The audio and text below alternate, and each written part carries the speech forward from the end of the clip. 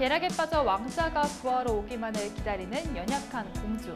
그리고 모든 실험 끝에 왕자를 만나서 비로소 행복해진다는 해피엔딩의 결말. 그동안 획일적인 여자 주인공의 캐릭터를 고집했던 디즈니 애니메이션에서 최근 몇 년 전부터 반가운 변화를 시작했는데요. 2013년 겨울왕국의 흥행 이후 주토피아와 모아나 등 진취적이고 적극적인 캐릭터를 선보이기 시작한 건데요. 그 변화의 일환으로 2년 전부터 시작된 드림빅 캠페인은요. 매달 한 편씩 실제 어린 소녀들과 디즈니 애니메이션 속 주인공이 교차로 등장하면서 자신의 꿈을 이야기하는 형식으로 진행되는 겁니다. 어린 아이들이 현실의 제약이나 사회적 통념에 얽매이지 않고 또 자유롭게 미래를 그리는데 긍정적인 영향을 주고 있다고 해요. 이런 시간을 통해서 소녀들은 엘사처럼 자신의 능력으로 세상을 바꿔보는 상상도 하고요. 또 모아나처럼 미지의 세계를 찾아 떠나는 상상도 해보게 되는데요. 오늘 청산뉴스를 찾아주신 분도요. 자신의 분야에서 영역을 계속 넓혀가면서 꿈을 향해서 멋지게 항해하고 계신 분입니다. 배선영 스타일리스트님을 큰 박수로 맞아주세요. 안녕하세요. 안녕하세요. 오늘 어떤 강연 들려주실 건가요? 네, 오늘은 저도 어렸을 때부터 뭐 너는 이래서 안 돼, 저래서 안 돼 이런 얘기를 많이 들었어요. 근데 제가 하고 싶은 꿈을 찾아서 하나씩 도전도 하고 실패도 하고 이러다가 보니까 지금은 그냥 뭐라도 조금 돼 있더라고요. 그래서 그냥 제가 걸어왔던 뭐 특별하진 않지만 그래도 남들과는 똑같지 않은 제 삶에 대한 그냥 간단한 이야기를 들려드릴까 합니다. 네, 오늘 강연 기대해 보겠습니다. 감사합니다. 생각이 흐릅니다. 청산뉴스 배선영 스타일리스트님의 강연을 큰 박수로 청해 보겠습니다.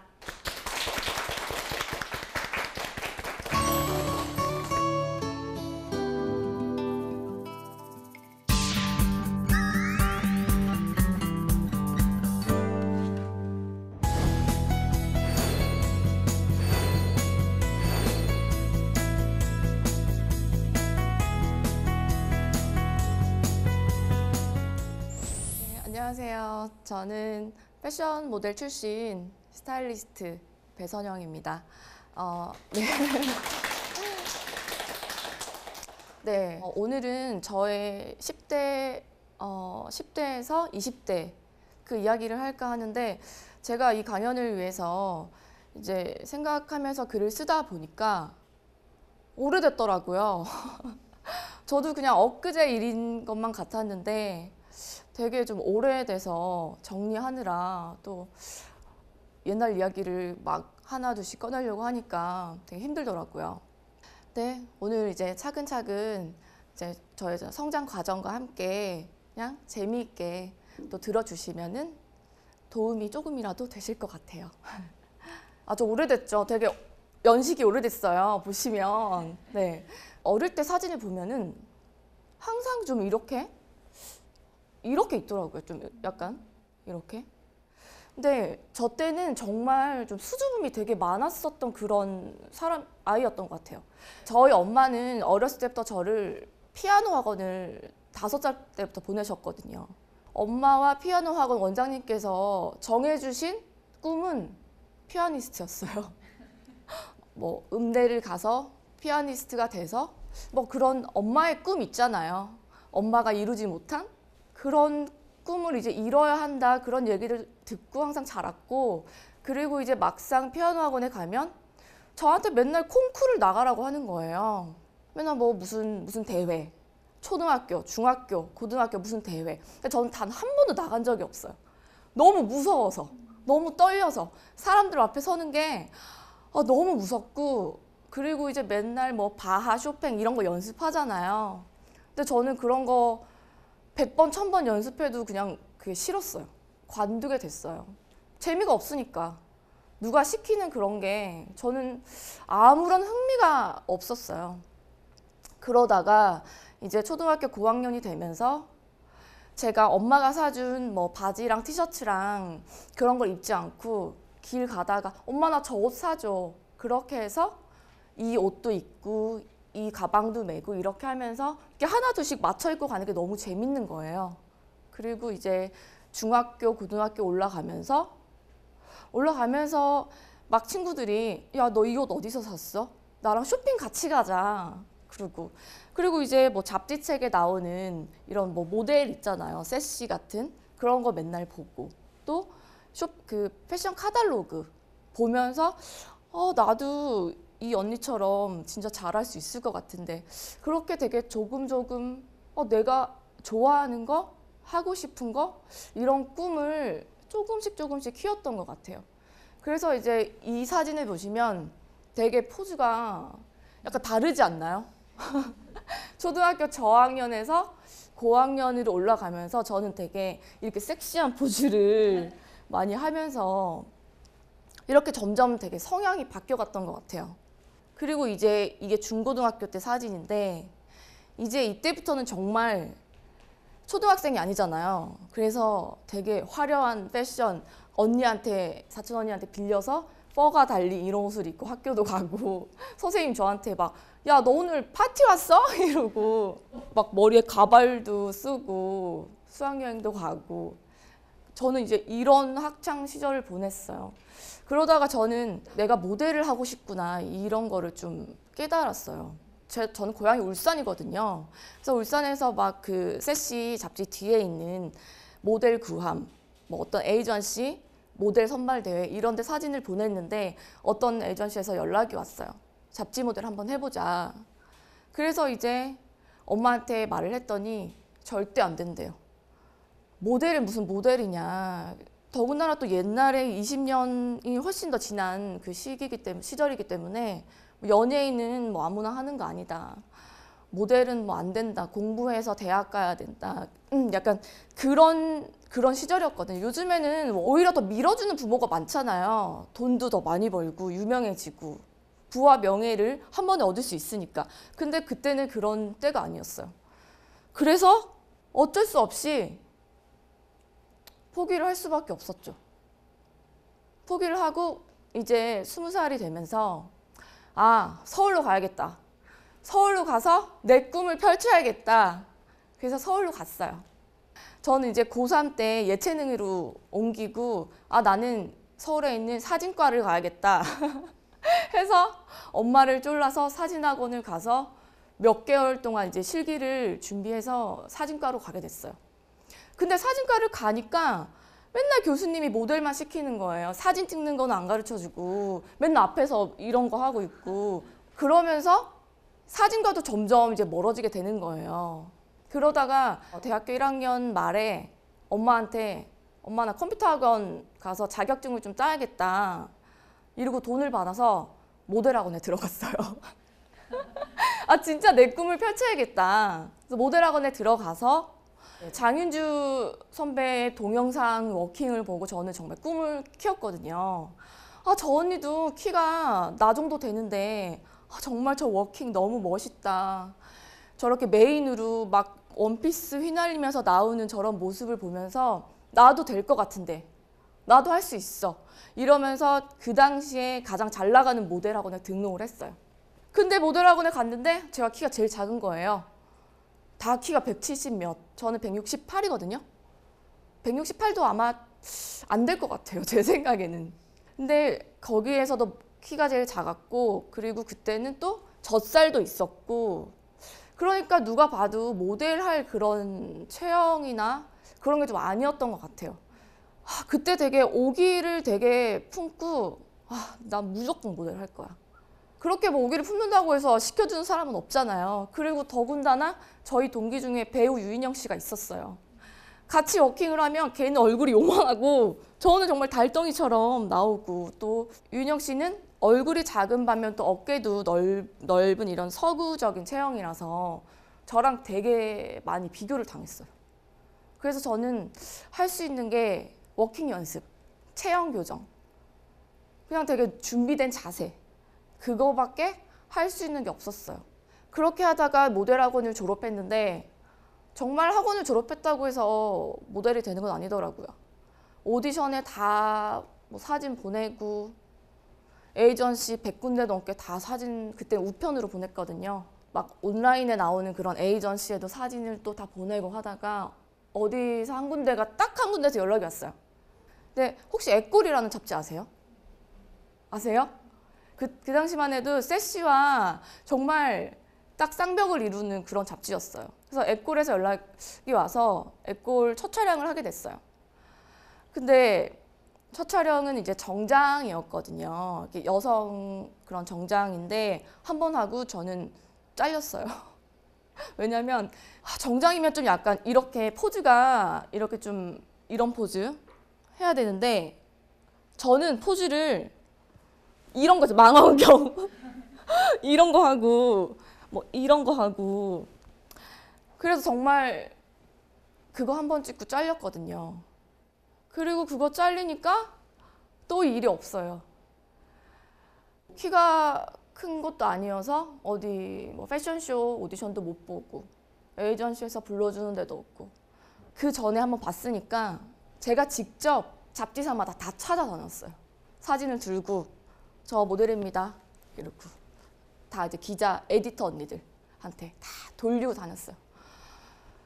그러다 어느 날 세시에서 연락이 온 거예요. 갑자기 세시에서 선영아 여기 세시인데 촬영하자. 그래서 저는 너무 좋은 티는 안 냈어요.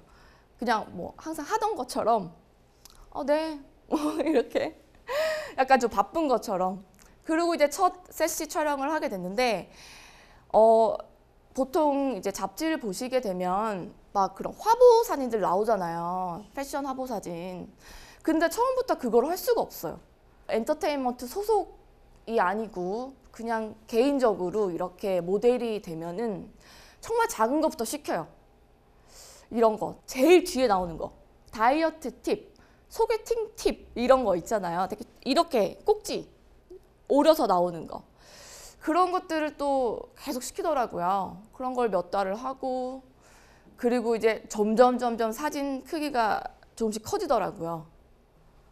그러면서 뭐 뷰티 화보도 찍고 패션 화보도 찍고 그리고 점점 이제 다른 잡지사에서도 연락이 와서 잡지 촬영하자 찍고 그리고 해외 촬영도 가고 되게 좀 되게 바쁘게 됐어요.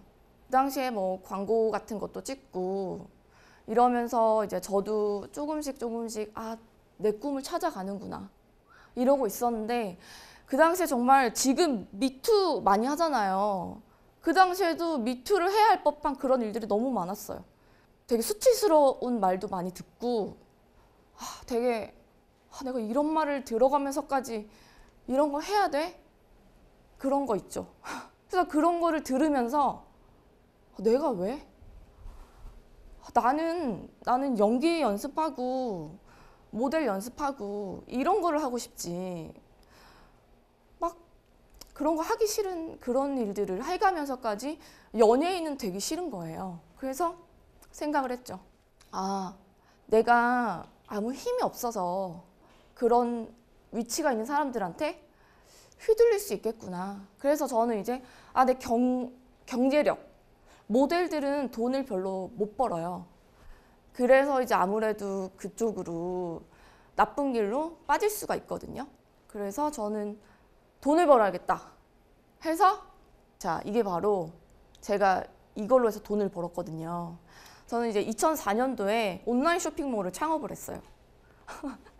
돈을 벌어야겠다 해서 이제 동대문에서 옷을 하나씩 두 개씩 떼와서 온라인 쇼핑몰을 창업을 했는데 그 당시만 해도 동대문에 가서 이 원피스 뭐 이거랑 주세요 이러면 어디세요? 물어봐요. 어디세요? 그 말은 어디 동에 무슨 가게예요? 이렇게 물어보는 거예요. 근데 저 때는 온라인 쇼핑몰이 없었던 시기여서 거의 뭐 사람들이 잘 모르던 시기여서 되게 무시를 받았어요. 그래서 시장 가서 만약에 온라인 쇼핑몰이에요 하면 옷을 안 줬어요. 그래서 저는 항상 뭐 청담동에 어디요? 압구정동에 어디요? 이러고 이제 거짓말을 하고 옷을 받아와서 하나 둘씩 이제 판매를 했거든요. 그 당시에는 정말 온라인 쇼핑몰이 없었던 시기니까 사람들이 좀 관심을 가지잖아요. 그래서 잡지사의 에디터 언니들도 저한테 인터뷰 요청을 하고 또 뭐 TV 방송에도 이제 인터뷰를 하고 그렇게 한 1년 반 이상을 살았어요. 그러면서 점점 이제 경제적으로 좀 풍족해지더라고요. 돈도 많이 생기고 막 외제차도 타고, 그리고 또 뭐 이효리랑 보아가 다니는 피부 관리샵도 같이 다니고, 그러면서 되게 어깨가 이렇게 이렇게 막 되더라고요. 그러면서 저는 잡지 쪽에서 조금씩 멀어지게 됐어요. 왜냐면 저는 이제 그 외제차를 타고 뭐 광고 촬영장에 가서 만약에 감독님이 저한테 신경을 안 써주신다. 그럼 저는 그냥 자다가 그냥 온 적도 있어요. 그때는 김하중 씨랑 같이 뭐 음료회사 광고를 찍는 거였는데 감독님이 너무 김하중 씨만 챙기셔서 저 그냥 왔거든요. 되게 철없던 그런 시절이었어요. 되게 경제적으로 풍족해지고 또 내가 하고 싶은 거 다 하고 그러면서 한편으로는 내 꿈이었던 모델이라는 걸 안 하고 있잖아요. 그래서 언젠가부터 행복감이 없는 거예요. 내 꿈은 쇼핑몰 사장이 아닌데? 그러면서 저는 또 결심했죠. 아, 안 되겠다. 미국을 가야겠다. 미국에서 이제 저희 모델학원 다닐 때 같이 다니던 친구가 있었는데 한번 이제 싸이월드 쪽지로 주고받다가 나 가도 되냐 그랬더니 오래요. 그래서 갔어요. 가서 미국은 자바시장이라는 데가 있거든요. 자바시장은 한국의 동대문 같은 거예요. 그래서 그 자바시장에는 거의 90% 이상이 한인 사장님들이세요. 그래서 거기를 쫙 돌면서 옷을 떼다가 한국으로 전 팔았어요. 왜냐면 미국 생활을 해야 하니까. 그리고 미국은 이제 뭐 밖에 아무 데나 나가도 이쁘잖아요. 좀 한국 사람 눈에서 보기에 이국적이잖아요. 그래서 저는 삼각대를 놓고 사진을 찍었어요. 리모컨으로. 이렇게 찍어서 또 이제 쇼핑몰에 올리고 그러면서 이제 미국 제품을 팔면서 그때도 이제 미국 생활이 괜찮아지고 또 이렇게 따뜻함과 이 누가 제가 막 이런 야한 옷을 입어도 누가 뭐라 하는 사람 없고 그런 자유로움이 너무 좋은 거예요. 그렇게 살다가 2008년 갑자기 외환 위기라고 달러가 갑자기 970원에서 1,600원까지 올랐어요. 저는 한순간에 망했거든요. 이제 쌓아뒀던 재고나 이런 것들은 다 휴지 조각이 되고 다 쓰레기가 됐죠. 한국 사람들이 사겠어요? 달러가 이렇게 올라갔는데 한 거의 제품값이 2배 정도 올랐는데 안 사죠. 그래서 저는 쫄딱 망해서 이제 아 내가 이렇게 살다가는 미국에서 또 진짜 홈리스가 되겠구나, 거지가 되겠구나 싶어서 제가 그때 거래를 했던 저희 그 자바 시장에 있는 패션 회사에 있는 사장님한테 가서 솔직하게 말했어요. 사장님 저 망했어요. 망했는데 취직을 좀 시켜달라고. 사장님이 저한테 뭘 할 수 있냐요? 배정영 씨 뭐 할 수 있으세요? 그러길래 저는 모델 출신이고요. 온라인 쇼핑몰 했고요. 그리고 되게 막 스타일링하고 코디하고 이런 거 되게 좋아해요. 잘해요. 그랬더니 사장님이 그러면 우리 이 온라인 쇼핑몰을 한번 맡아서 해주시고 그리고 시간이 나시면 주말마다 쇼룸 가서 DP 같은 거 좀 해주세요 하는 거예요. 그래서 이제 그게 바로 제가 VMD라고 비주얼 머천다이저라고 해서 그때 이제 LA에서 그렇게 회사를 다니면서 그 활동을 하게 됐어요. 1년 정도 다녔는데 저한테도 이제 VMD 경력이 그때 생긴 거거든요. 그래서 이제 그 쇼룸에서 스타일링하고 온라인 쇼핑몰에서 이거 사진 찍어서 올리고 왜냐면 사진깔 나왔으니까 사진 찍어서 온라인 쇼핑몰에서 이거 작업해서 올리고 근데 이 온라인 쇼핑몰이 정말 한 달, 2달 만에 500불 50만 원 정도였던 매출이 3천만 원까지 올랐어요. 3만 불까지. 그래서 좀 인정을 받았어요. 또 그때 편하게 또 살았죠. 한 몇 달은 1년 정도 편하게 살다가 전 또 이제 너무 안정적인 생활을 하면 이상하게 재미가 없어요. 그래서 모델을 해야겠다. 다시. 그때 이제 LA에서 활동을 제가 하기란 한국에서 무슨 모델 활동을 했었어도 LA에서는 완전히 신인이잖아요. 누가 저를 알아줘요. 거기다가 황인종이고 백인이랑 거의 흑인만 있는 거기서 저 황인종의 키 작은 모델. 하지만 저는 이제 맨날 오디션도 보러 다니고 거의 그냥 열정페이로 페이가 없는 그런 일들을 되게 많이 했어요. 그렇게 하면서 이제 여기저기 쇼에서 서고 하다 보니까 LA 패션위크도 나가고 좀 포트폴리오를 만들게 됐어요. 근데 어느 날 하루 서점에 가서 책을 봤는데 세계 3대 패션위크 이런 책자가 있어요. 그건 이제 뉴욕, 파리, 밀라노. 근데 LA가 없는 거예요.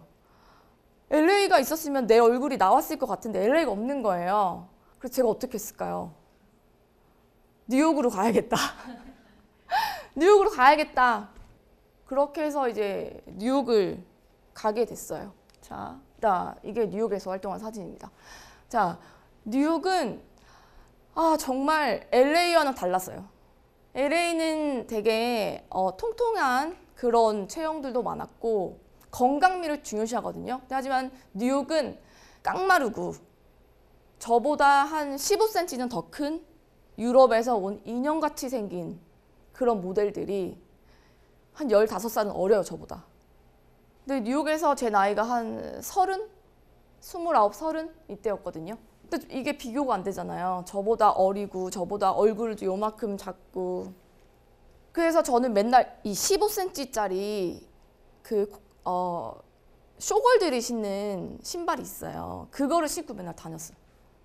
그걸 신고 이제 맨날 이렇게 레깅스 입고 오디션 보러 다니고. 근데 이제 뉴욕에는 전 세계 모델들이 다 모이는 세계적인 무대니까 기회가 아무리 주어져도 항상 떨어지는 거예요.